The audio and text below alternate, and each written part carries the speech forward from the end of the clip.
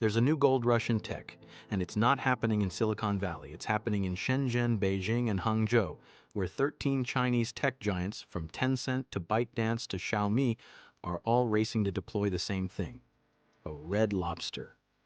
Meanwhile, in America, two companies are fighting over it. That's it. Today, how a humble open-source AI agent became the battlefield for the future of computing, and why China's everyone deploys strategy might beat America's elite-only approach. I'm your host, and this is China Business Insider. So what is this lobster everyone's talking about? OpenClaw, originally called Claudebot, then Moltbot, now OpenClaw. The logo is a red lobster. Users who deploy it call themselves shrimp farmers. Yeah, tech people are weird. It was created by an Austrian programmer named Peter Steinberger as a playground project in November 2025. The idea was simple: give AI actual hands and eyes, not just chat. Let it browse, click, write code, send messages autonomously. By March 2026, it had 285,000 GitHub stars, making it the most starred open source project in history. Linux took 30 years to get there. OpenClaw did it in 4 months. Then things got really interesting. Here's where our story splits into two very different paths. In China, OpenClaw triggered something that looks less like a product launch and more like, well, a gold rush with lobsters. March 9th, 2026. Tencent announces WorkBuddy, a full OpenClaw-compatible agent that works out of the box. No cloud deployment, just download, install, done. Same day, ByteDance launches ArcClaw. Cloud SaaS version, open browser and use. But here's what made it wild. These weren't beta releases for developers, these were consumer products. For everyone. Tencent went to their Shenzhen headquarters lobby and started installing OpenClaw for random people who walked in, free. No technical background required, ages 2 to 60 according to their press release. I'm not making this up, a 2-year-old apparently now has an AI agent. The list of Chinese companies deploying OpenClaw clones reads like a tech industry census. Tencent with WorkBuddy, ByteDance with ArcClaw, Alibaba with HiClaw and Copal, Baidu with Red Finger Operator, Xiaomi with, I'm not kidding, MiClaw, Huawei Cloud with one-click deployment, JD Cloud with Lobster hosting, Meituan integrating agents into their super app. Even the phone manufacturers, Huawei, Honor, Xiaomi, all building phone lobsters.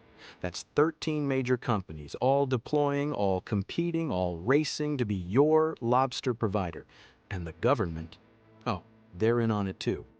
Shenzhen's Longgang district released an official policy: subsidies for OpenClaw deployment, free installation services, data support, even funding for one-person companies.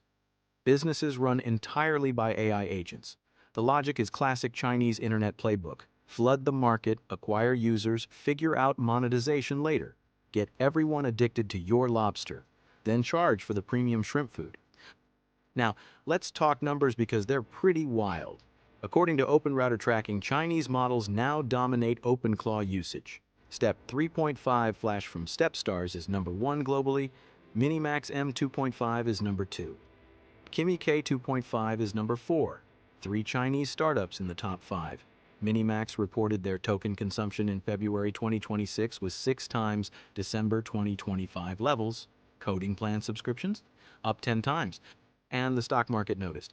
MiniMax stock is up 639% since January. That's not a typo, 639%. Their market cap now exceeds JD.com, Baidu, and Ctrip. Tencent's stock jumped when they announced WorkBuddy. Citigroup gave them a buy rating with 52% upside potential. Why? Because WorkBuddy isn't just a product, it's potentially the next operating system, the entry point to everything. But here's what's really driving the numbers: token consumption. Remember, OpenClaw doesn't work without calling AI models. Every task, every automation, every "Hey Lobster, do this for me," that's API calls. Tokens. And tokens cost money. One analyst estimated that a typical OpenClaw user consumes 100 to 1,000 times more tokens than a typical ChatGPT user. Let that sink in. If ChatGPT is a conversation, OpenClaw is a full-time employee, working 24/7, making thousands of decisions. That's why cloud providers are so excited. Alibaba Cloud, Tencent Cloud, Huawei Cloud, they're not just providing infrastructure, They're selling the fuel. And every new shrimp farmer is a new customer who needs lots and lots of fuel. Now let's look at the other side of the Pacific, where the story is different. In America, OpenClaw didn't trigger a gold rush. It triggered an acquisition. February 2026, OpenAI hires Peter Steinberger, the creator of OpenClaw. Sam Altman announces Steinberger will drive the next generation of personal agents at OpenAI. The project moves to a foundation structure, but let's be real, it's OpenAI's now. Meanwhile, Anthropic, they're not deploying, they're litigating. Remember the name changes? Claudebot to Moltbot to OpenClaw? Yeah, that was because Anthropic sent a trademark complaint.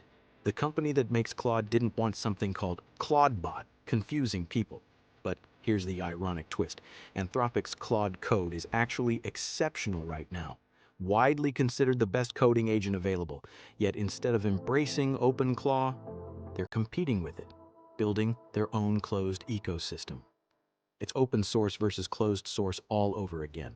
China is embracing OpenClaw, customizing it, deploying it everywhere, while America is trying to replace it with proprietary alternatives. So who is deploying in America? OpenAI with Codex. That's basically it for consumer-facing tools. Yes, there are enterprise versions. Yes, developers can self-host, but there's no Tencent offering free installation in Times Square. No ByteDance launching ArcClaw for everyone. The American strategy is elite first. Build the best model, charge premium prices, serve developers and enterprises. Let the technology trickle down. So we have two completely different approaches to the same technology. China, the everyone gets a lobster model, free or cheap deployment, one-click setup. Compete on convenience and ecosystem lock-in. Monetize later through token consumption and premium features. Meanwhile, in America, the best lobster for the rich model, premium pricing. Developer-focused. Build the most capable agent, charge accordingly. Enterprise contracts over consumer adoption. Which is better? Honestly, ask me in 2 years. But here's what's fascinating. The Chinese model treats OpenClaw like, well, like a platform war, like WeChat Pay versus Alipay, like the ride-hailing wars, like food delivery. Get users first, dominate the ecosystem, then monetize. Tencent explicitly said WorkBuddy is about locking users and entry points. They're not hiding it. This is about becoming the operating system for the AI age.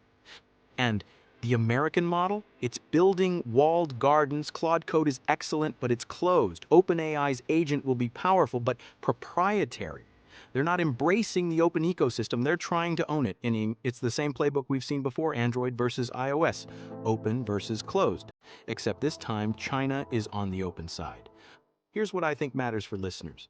First, OpenClaw or AI agents in general might be the next platform shift.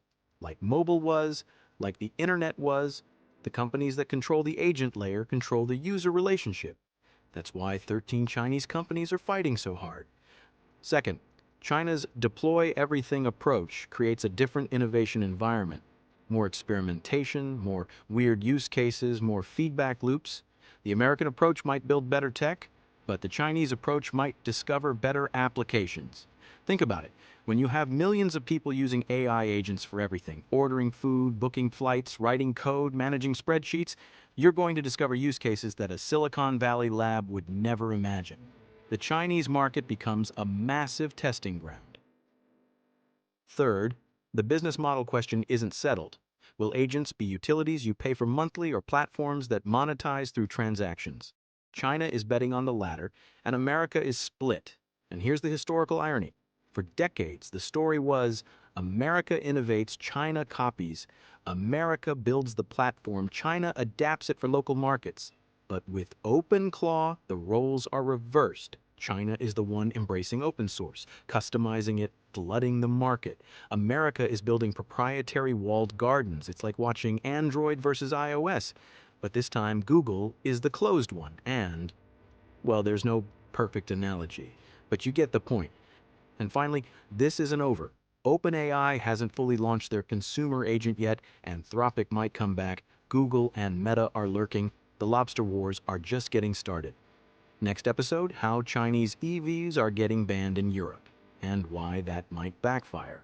Subscribe so you don't miss it. Leave a review if you learned something. Thanks for listening. I'm your host, and this is China Business Insider.